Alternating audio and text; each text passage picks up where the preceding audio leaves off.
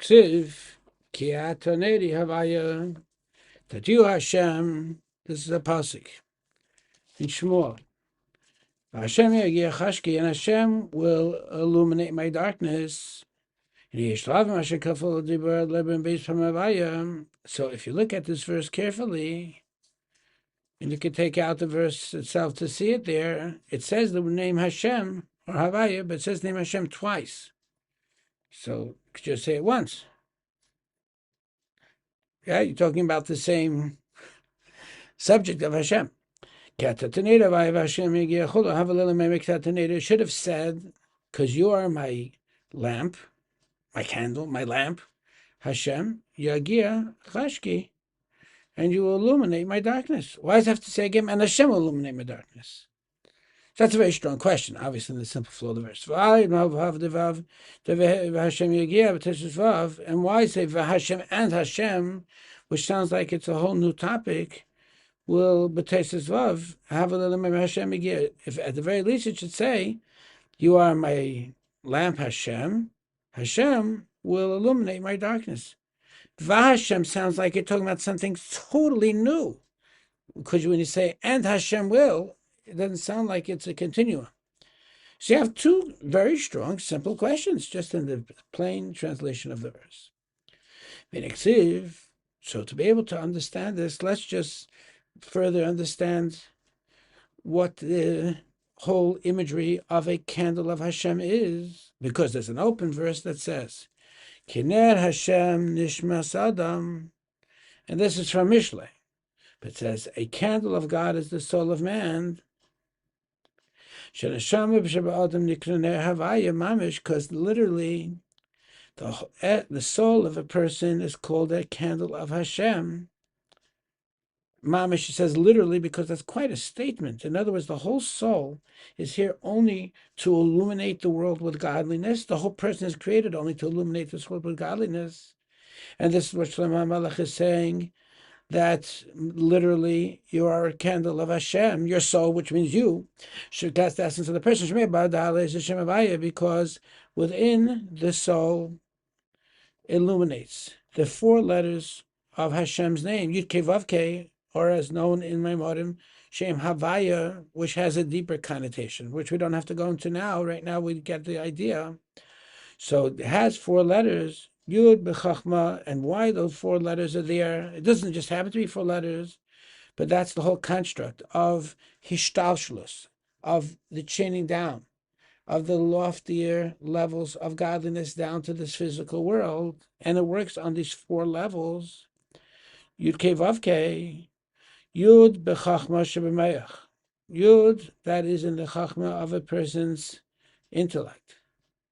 Behei Bevina, but then when it comes down, because when you have a wisdom, when you understand a concept, you grasp it, that's wonderful.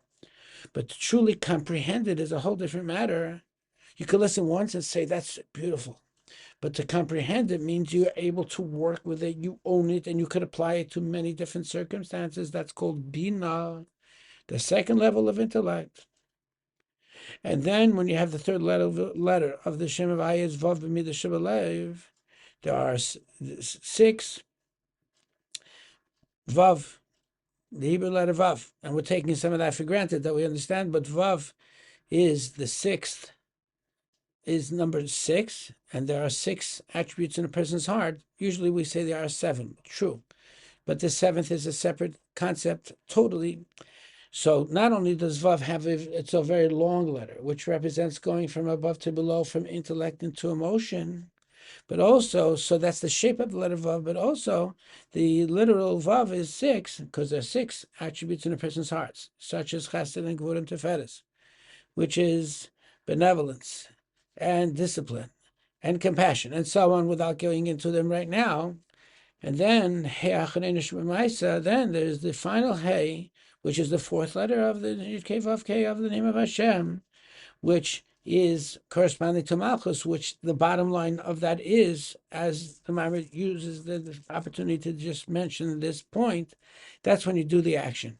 So intellect, Then you have emotion, inspiration, and everything that's included in emotion.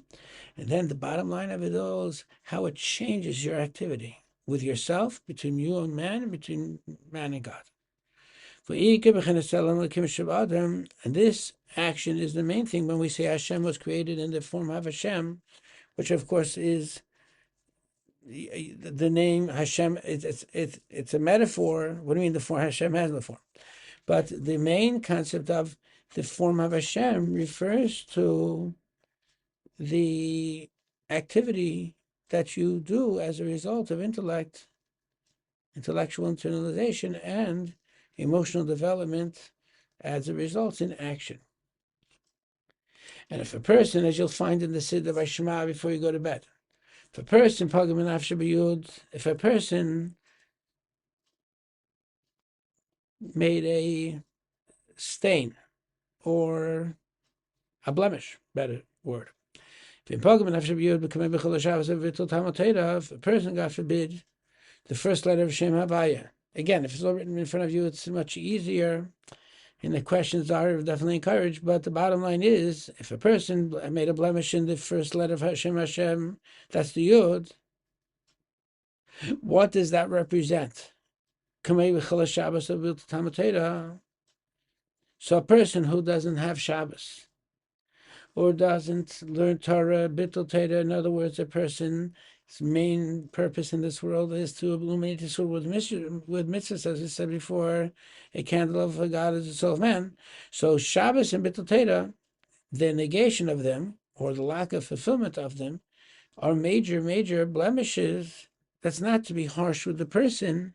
It's just a fact. Just like if a person is smoking, that's a major physical blemish within the person, so too spiritually, and even more so. So at that point, all of a sudden, the godly revelation that's within every person now becomes more concealed.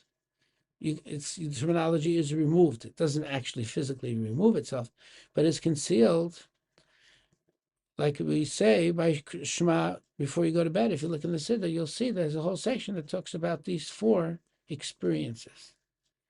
And that's what it says in the verse, that Hashem will illuminate my darkness, because even though a person made a mistake and they made a pagam, we just talked about one level of the pagam and just a couple of examples, the Yud. But after you made a blemish, in other words, you cause the concealment of that light within the person. So what happens is, when the neshama gets involved in things that they're not supposed to get involved with, it brings about a darkness within, because the soul becomes concealed from the revelation it was designed to express itself with. But nonetheless, even though this light of the image of God has been blemished in a way that it's concealed in darkness, so nonetheless, the verse says, "V'Hashem yigiachashki," Hashem will illuminate my darkness. That Hashem will give me strength from above to be able to fix that blemish. Because as long as the person has sincerity and recognizes, the first step in sincerity is the person realizes what they need to be doing. And when a person made a mistake, for whatever reason, but they made a mistake, the sincere person fixes the mistake. And that's why it says the double terminology. And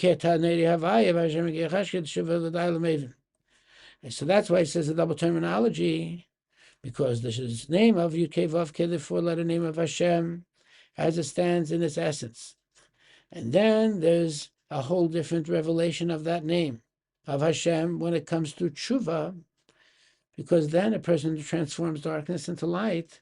It's a whole different level, and therefore it says, again, the name of Hashem, Yitzch'k, and it says it with a vav before. That was the questions before, because we're in a whole different plane, a whole different level.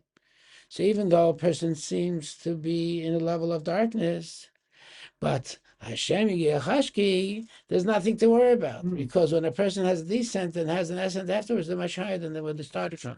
We don't plan that out, of course, but if it happens, we do it. The key is that a person responds immediately, because that's what sincerity is all about. Shmimus, which you have in the parashas we're reading.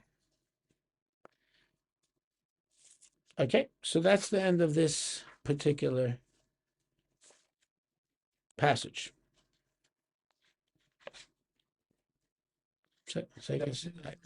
No, Oh, no. The first we didn't.